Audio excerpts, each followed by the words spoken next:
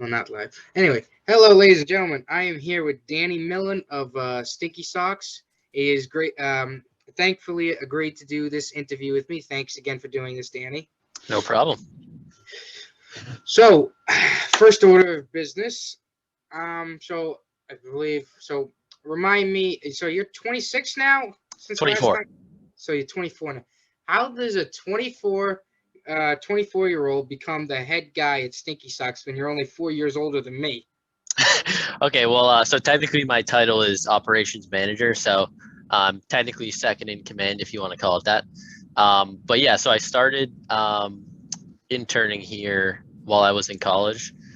So I would kind of come in like while I was actually at school. I went to school in Connecticut, so I'd work a little bit remote, and then whenever I was back, because I'm from Massachusetts, whenever I was close by, I would come into the office as well. And then as soon as I graduated from college, I just came on full time and been here since then. And so after you graduated, they like hired you full time, and then that's how you got to your position where you are right now. Straight out Yeah, of college? exactly. So when I started out, I was just an intern, and then once I kind of started working, so my internship ended, I think my junior year or going into senior year of college. I was technically done like my internship hours. So once that was done, I was hired as a part-time. So I was an operations assistant for about a year or so, maybe a little bit more. And then, so I was an operations assistant up until when I graduated. And then before I even graduated, we kind of already talked about it, and I was already going to be brought on full time after that as a operations manager. Now, with being an operations manager, I assume that means like you talk to the certain different rinks that like let you guys have your standard games and season games, and like you negotiate pricing, time, and whatnot. Yeah, so a little bit of that. It's mostly a lot of a combination of like customer service still, and again, here and there, kind of dealing with rinks, dealing with the other product that we have, the BYOT, bring your own team. There's a lot of like stuff to do with that in terms of making sure the teams are doing what they're supposed to be doing. So yeah, it's kind of a little bit of everything that kind of goes on. I basically have a couple. There's 3 operations assistants. So they're I'll kind of offload certain tasks to them, and then I'll kind of handle like the bigger picture stuff, like if people need to be suspended or that type of thing. People actually can get suspended in Stinky Socks.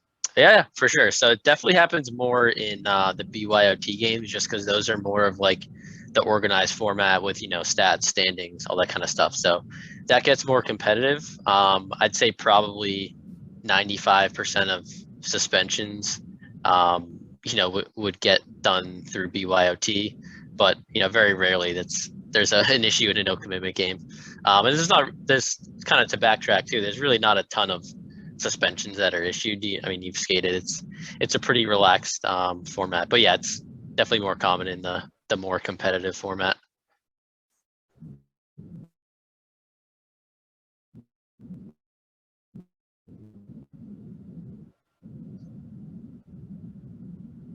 And I think I imagine only one player I think ever has been like suspended in any of the games I played. I think it was like somebody. I mean, and everything. But I mean, all right. How long has Stinky Socks been around? I believe it was 2006 or 2007, somewhere in that range. So about 15 years. All right. And has it been like the same since it started, to your knowledge, that it's offered both non-commitment games and a season, regular season, postseason, and tournaments? No, so when it started out, it actually originated as just a single person, to the president. Basically, he just started his own like pickup skate, and just kind of had some friends out there, and then they kind of basically wanted to have a place where, you know, they can skate more often, like more than just the one skate a week, and also like have that environment where everyone's just, you know, having a good time and not, you know, you're not dealing with any of the issues that, you know, you see in some other places when you get on the ice. So it basically just started with just 1 hour of just like a pickup skate with friends, and then it kind of just snowballed into what it is now. I love those kinds of stories. Yep. So how many rinks do you guys like? And now with how big you guys have gotten, how many rinks now do you like have basically rent out? Would you say on a weekly to yearly basis in the Boston Yeah. area?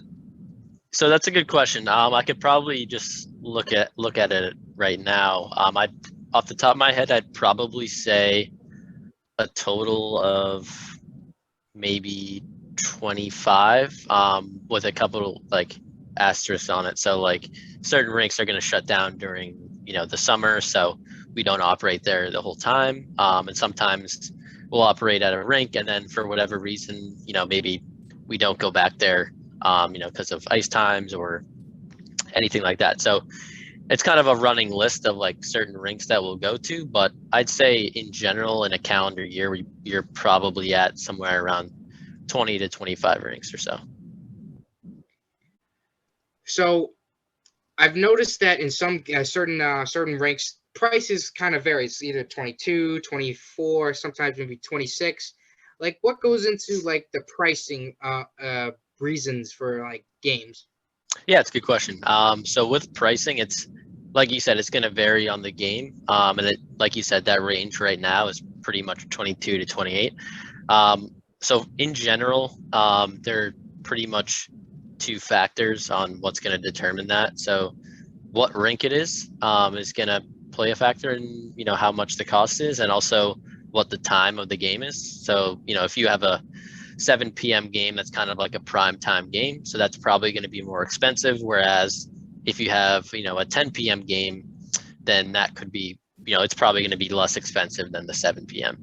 And then the second one would be, again, you know, which rink you're at. So, you know, a facility like Phillips Academy or, you know, Brighton at the Warrior Ice Arena, those are, you know, two more like premier facilities. So that's why those rinks do have higher prices. You know, not only because it's, you know, a nicer rink and a cooler experience, but also, you know, their rates are going to be higher than, you know, a typical like local rink.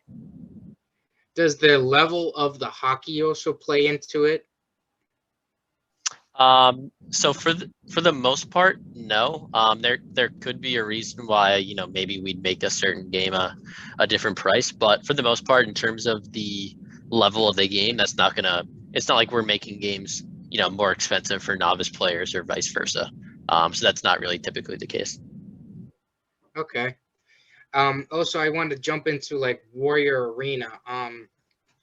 With because I once when I was playing in Revere all the time, I once was one of the people I played with told me that they tried to sign up for Warrior Arena and it was sold out for the next 3 months. Does Yep. has that been still happening? Yeah. So in the kind of like you might have mentioned before, in that kind of product, we have, you know, no commitment hockey or the standard games. With that, you can sign up for what we call a season pass. So that's when you're committing to that skate, you know, every week. So, you know, if you liked doing the, you know, the skills clinic we have in Revere every Friday, then you could sign up for the season pass for it. And then you can basically book your spot there for, you know, the next 3 months or however long that season might be. And the reason why that is usually the case for all of our games in Brighton mostly, is because there are so many people that, you know, like that rink so much, and, you know, like the people there, that they're all in that season pass. So by the time the season starts, you know, we have a max amount of players that can play in a game. And if, you know, they all sign up for the season pass and the game's full, then, you know, for the next 3 months, unless someone's calling out, it's going to show as full if you're just trying to sign up for like an individual game. Uh, It probably also plays a factor because that's where the Bruins play. Everyone's like, "Oh, we're gonna get to see a Bruins player." Probably plays into it. Exactly. I have actually I've seen the GM of the Bruins like entering the garage when I've exited. But that's about the only like experience I've had with any like Bruins players or staff. But yeah, no, it's definitely a great it's just a cool facility itself, but obviously the ice is going to be high quality because the Bruins are skating on it. Hmm. I remember I played for the do you know who the North Shamrocks are? Possibly. There could be. There's probably a lot of teams named the Shamrocks. They play out of Wilmington. Yeah, maybe. I might know who you're talking about. I played for them, I think, back in 17. I want to say 17, 16. That was when the Bruins were still there. Because that's where they played before they moved Yep. to Ward. Yep. Yeah, that was like their practice facility. Yep. Yeah. I never got to see any of them, but I would always watch the news and see them playing there, and I'm saying to myself, when the hell do they play there? Because I would practice there 4 or 3 times out of the week.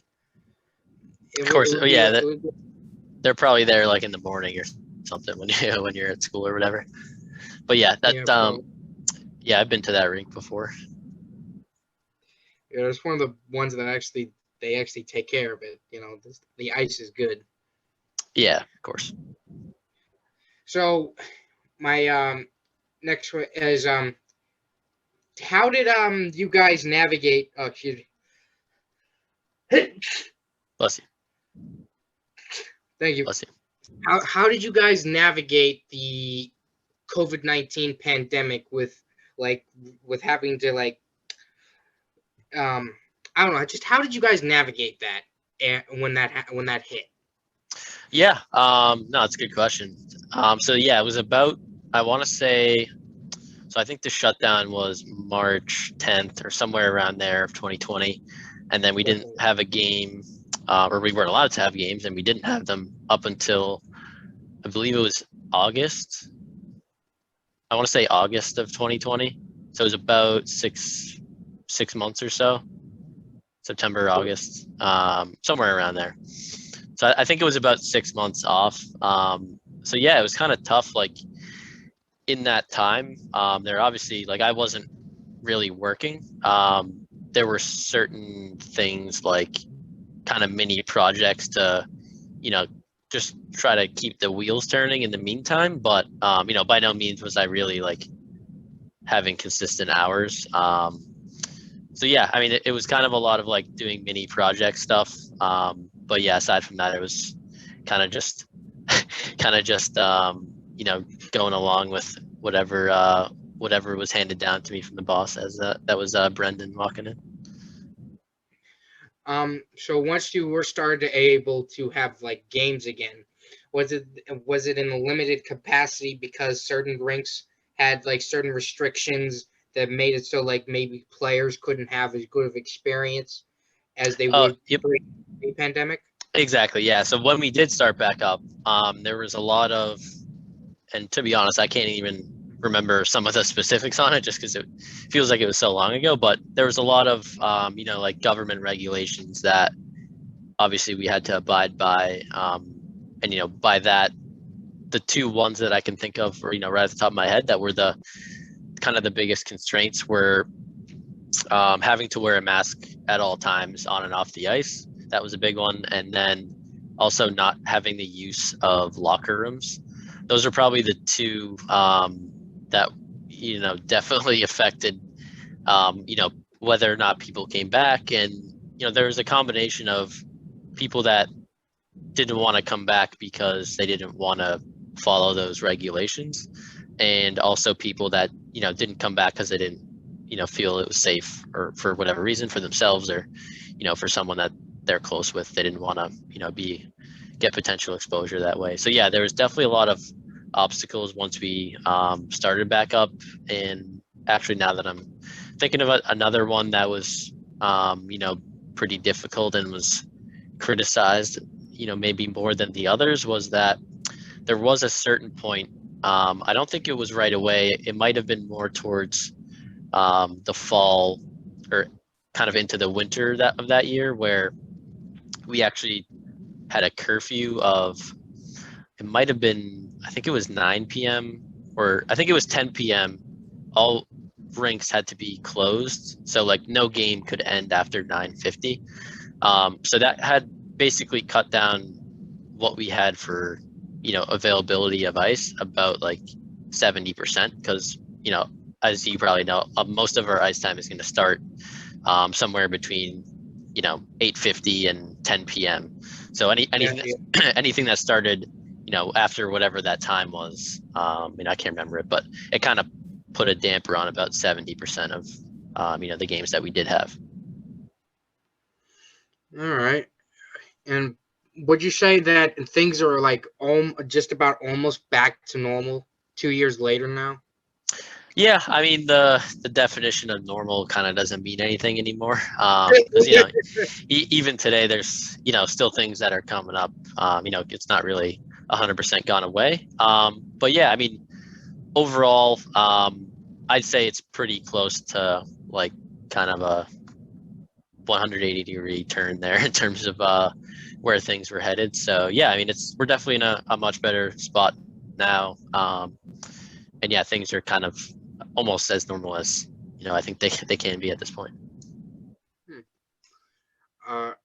No, I know you mentioned that you're from Mass and everything. So and I've seen you play hockey. Which college did you go to in Connecticut? So I went to Eastern Connecticut State, and I played. So it's club hockey there. Eastern Connecticut State. Eastern Connecticut State. So wait, Eastern Connecticut. So, are your guys' abbreviations econ?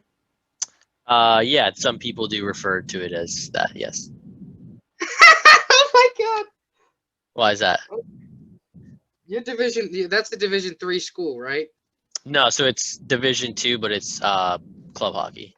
But it like, you mean for other sports though? Yes. Yes, yeah. For other sports, it's all Division III. Yeah. We played your rugby team. Okay. Yeah. I go to PSU. We played your rugby team last in not this. I want to say somewhere in November we played your guys' rugby team. Yeah, I think technically the rugby team is club, I want to say, but I know they're good. So maybe, I don't know if that's changed. This hasn't been that long since I've been there, but yeah, either way, that's probably, you probably did play them. I'm guessing that's probably them. Yeah, we beat them. Nice. Though granted, it was by 1 point, but again, hey, win to win. Yeah, that's what are the freaking odds? Yeah, that's funny. Yeah, do you remember like I'm trying to think of like a way to figure out if that was really them. Their logo, I don't know if you remember seeing the logo, but it's like just a letter E with like a shield around it. Let me quickly do a little checkup on here and cool. On the video. Hello, ladies and gentlemen. Oh, geez, damn, shut up myself. Let's see, full game replay. Here we go. I am. There's the replay. All right.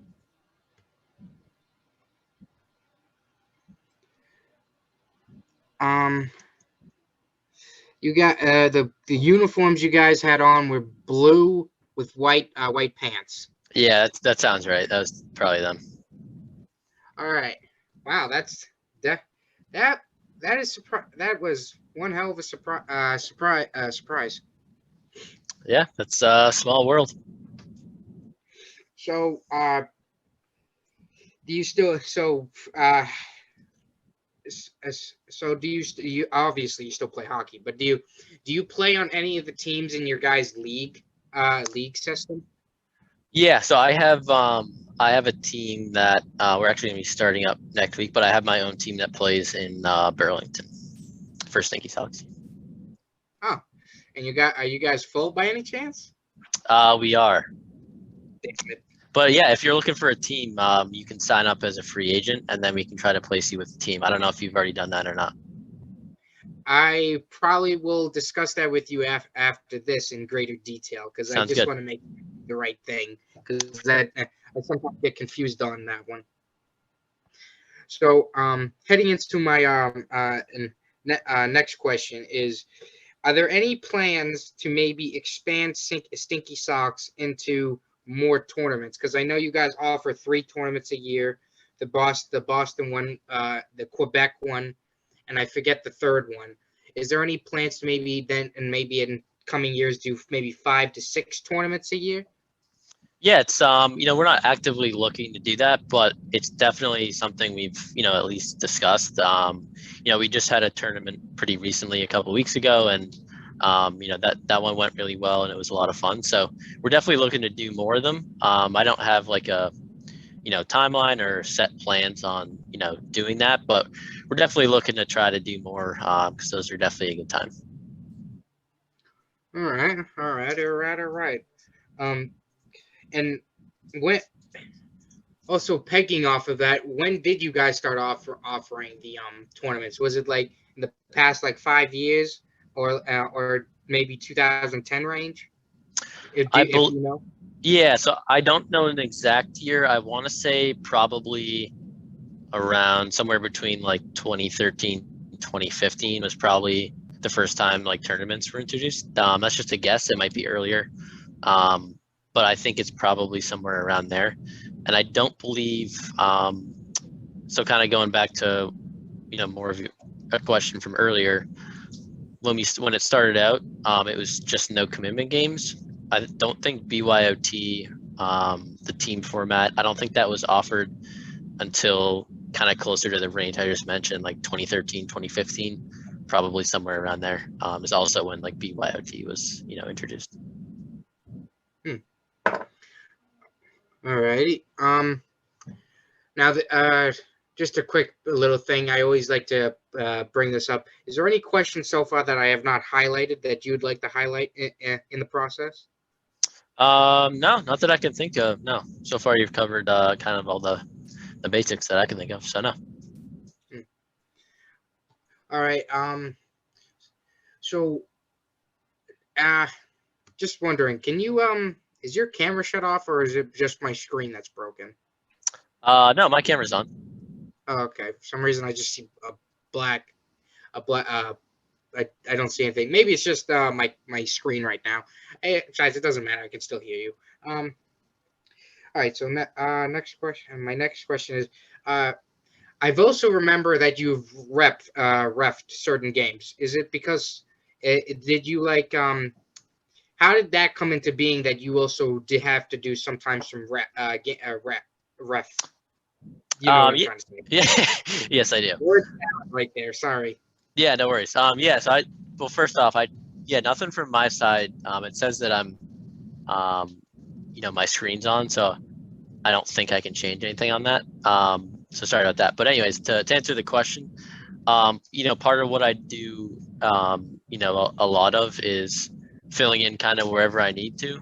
So that includes both, skating out, playing goalie, or reffing.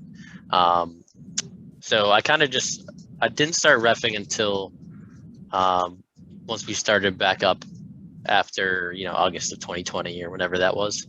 It was a little bit tough. There was kind of like a combination of it was harder to get people back reffing because, they didn't want to come back because, certain medical conditions, whatever the cases are. And also between that and then, there's actually like a referee shortage in Massachusetts specifically. So it was a little bit tough to get, referees once we got back to full capacity. Kind of not a benefit, but one kind of thing that kind of happened when we started back up right away in August once that curfew came into play, where we really didn't have a ton of ice time. So it wasn't too hard to get referees because, 70% of our games went out the window because of that curfew. So it wasn't too hard to get referees during that time. But yeah, I basically just started it because,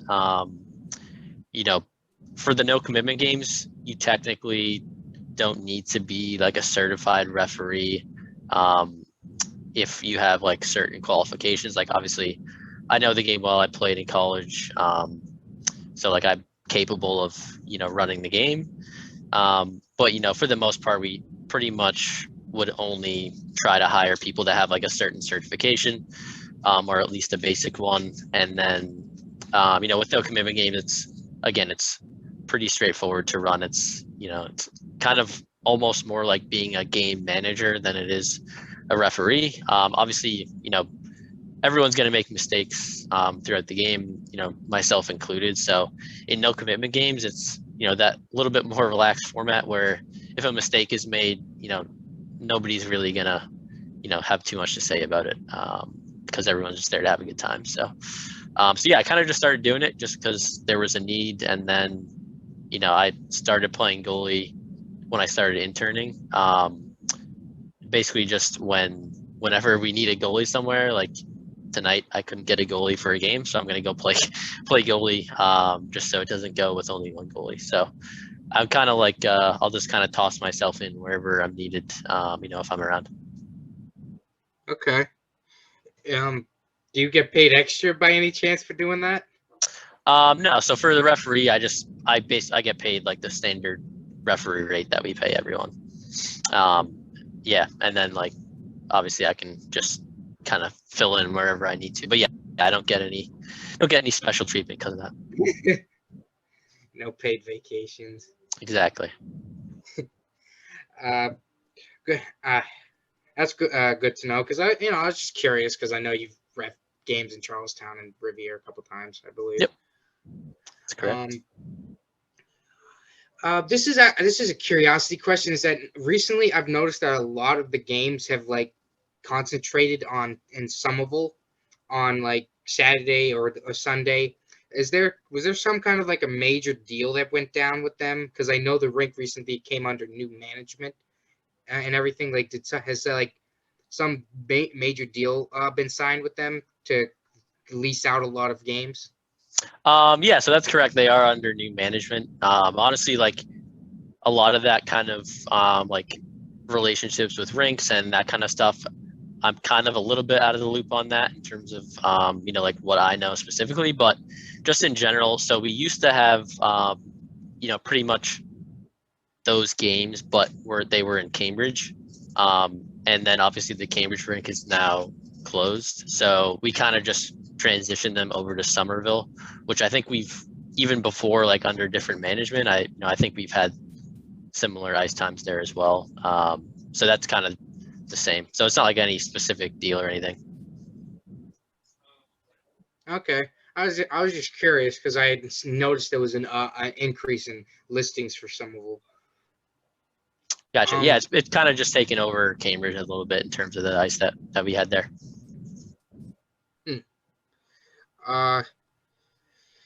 So another curious question is, and this did happen to is how do you know which players fit into certain categories? Do you like watch which kind of games they sign up for and then judge them by that?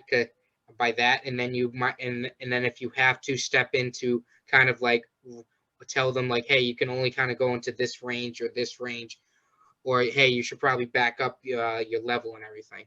Yeah. So yeah, that process is pretty simple. So how it works, so we're not going to restrict anyone. If they sign up for a specific game, we're not going to just go tell them, hey, you can't play. So if we get a report that, hey, this player played in, an intermediate advanced game and they were significantly below the level, then we'd basically get a report of that. We'd make a note. And then the next time they sign up for one of those, we'll reach out to the ref and say, hey, like, keep an eye on this specific player. Let me know if you think that, they're not good enough for this level. And if that person, so it's basically like kind of like a 2-person process. So if that person also agrees, then that's where we take action and say, go to that person, say, hey, we noticed, you're probably a little bit below that level. So just, sign up for, whatever the range is from there. So that's kind of how the process works. If we get a single report that, it's not like if you have a not so great game in one game, you're gonna not be able to play in that level. It's more so like if two different people verify that you're definitely below what the level range is, then that's where we take action on it. And the same vice versa. Exactly, yeah. So same thing if there is a novice player or someone in a novice game that is just a little bit above it, then we do that same process as well.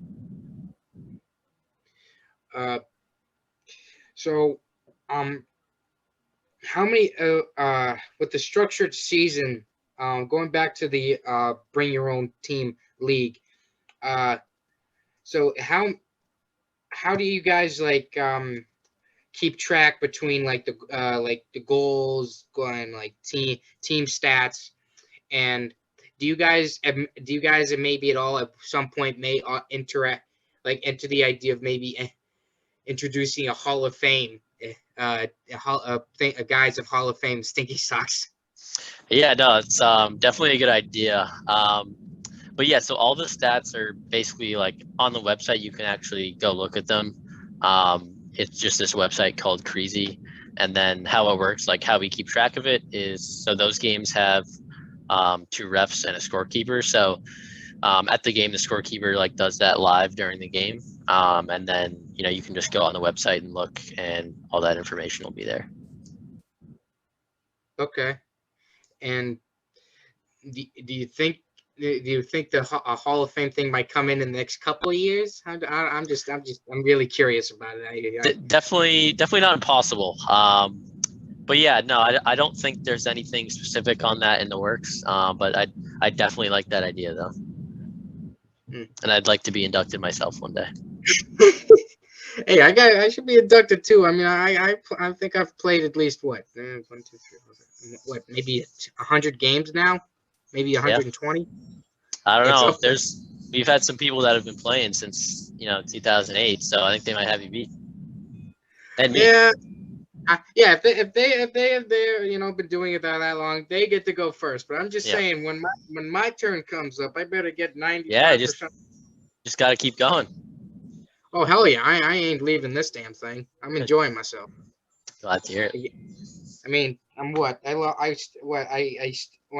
I started doing it because I ballooned because of the COVID and everything. I gained so much freaking weight. I was 233 pounds, I want to say. I started going to Revere, and I'll never forget the first game I went in Revere. Only 10 guys showed up in goalies. I had to play the entire game. Yep. See, it's a good wake up call for you. Yeah, and it whipped you right into shape. I hadn't played in a year on top of it, and I could not move after the game. Oh yeah, I bet your legs felt good after that skate. Yeah, I had to do that I think 2 more times. It was very humbling, to say the least. I bet. Yep. Anyone who wants to complain about ice time, try me. Exactly. Yeah, honestly, I love it. I like, even if there's I think it's kind of perfect to have 2 or 3 subs on a bench personally, because it's enough where you're kind of out there most of the time, but you're also able to take a break. So I think that's a good medium. But yeah, definitely going to be varied numbers for games out there. Yeah, I preferably do prefer 3 because that's what I use. That's what usually goes on. Some of them we usually get 3 guys on the bench, and we play each of us gets to play. I usually stay out longer because I'd rather give all the other guys a break than me.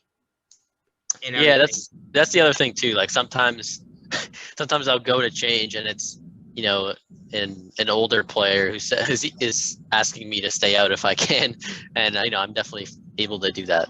So yeah, there's that kind of stuff too. Can kind of change how you approach that.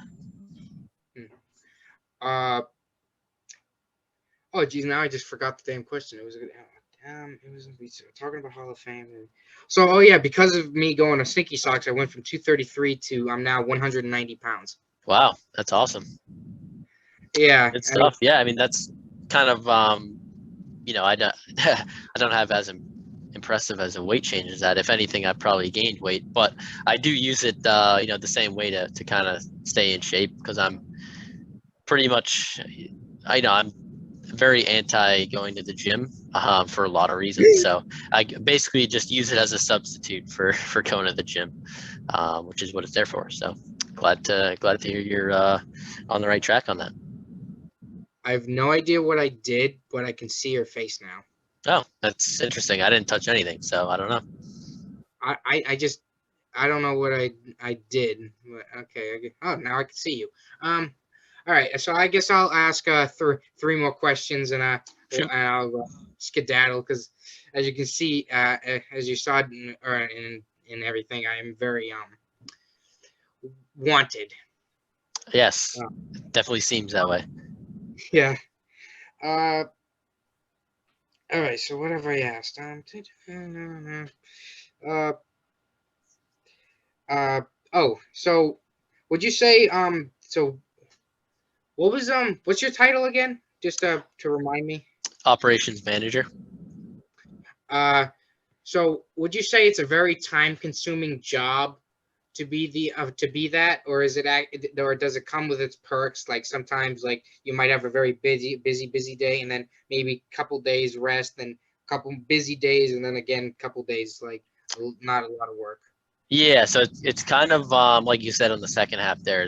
It's kind of like can come in waves, especially like it was a little bit different during COVID, staffing wise. But yeah, definitely there can be certain days where maybe I have enough free time to go skate in a game that's at 7 o'clock, like I'm gonna be doing now, or there could be days where I'm maybe here till after 8, still doing whatever work, some emergency that comes up, that we got to deal with. It definitely kind of comes and goes. It's a little bit of a roller coaster in terms of like what a specific week looks like. It's relatively consistent, but yeah, definitely can change. And some days are a lot easier than others for sure. I'm very lucky. Just a little mumble. Uh. All right. So I've asked that. Geez, I'm running out.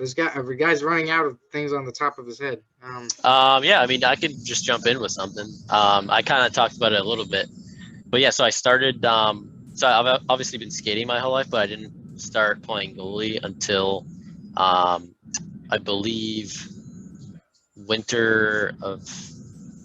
fall winter of 2019, 2020. So I'd played like street hockey goalie a lot, like when I was younger.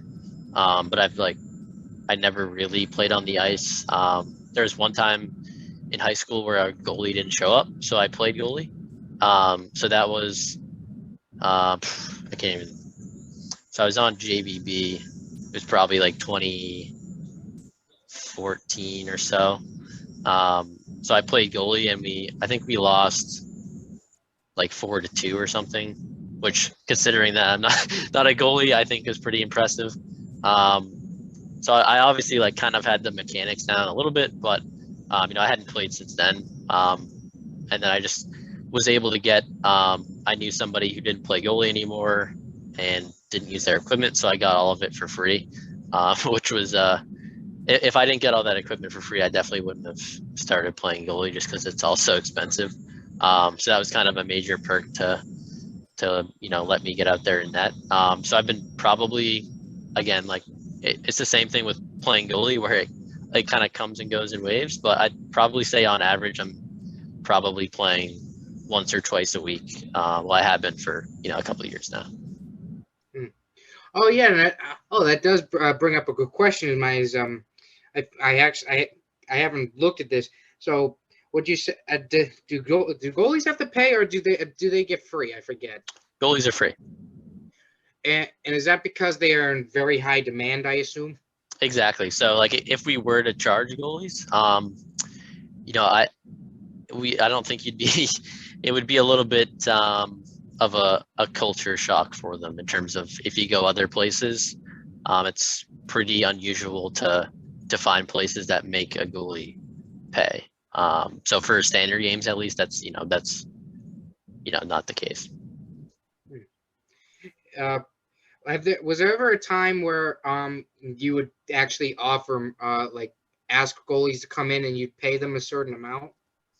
I think we used to have some kind of like emergency process where like if we needed one last second, then we give them a gift certificate. I wasn't around when we did that, so I don't know the details on it, but there was some kind of system like that, and kind of a hybrid of that. We do actually have something that now that I'm actually a part of, so it's called the goalie reserve program. So like basically each week I'll give maybe 3 days that I'm around this week. So like this week I did Monday, Wednesday, Saturday. So if those 3 days I'm needed, then I'll go out there wherever. Like if we need a goalie in Natick or Marlborough, even though I'm not close to there, I'll go out there, and then I'll basically like get points that I can use to like get certain things on like certain prizes or money, whatever. So I am like kind of a part of that as well, and that's still an option. I'll need you in a minute. Okay, I'll need you in a minute. Um, the reason I ask is the way I found out about sticky socks because when I was in high school, my math teacher who plays goalie, he once mentioned that he had he had been offered like I think it was like 40 or 50 bucks. He said to go play hockey, and I wanted to get into adult hockey leagues and everything. And I said, what's the name of the league? He said, Sticky Socks. And then that's how I found you guys, and that's how I'm here now today, playing 4 or 5 games a week and everything, and everything. And I was that, and now I'm here talking to the man himself. Yeah, yeah, that's funny. Yeah, I'm guessing that whatever that old system was, he was probably used in that, and that's probably what he was talking about. We don't necessarily do that now, but yeah, no, that's funny. Do you happen to remember his name? Just curious if I might know him. Oh, Cacciatore, Chris Cacciatore, I believe his name was. Yeah, it doesn't ring a bell, but yeah, I'm sure he played with us a while back. That's funny. Wait, Cacciatore. Yeah, I call him CC. Yeah, that was his name. All right.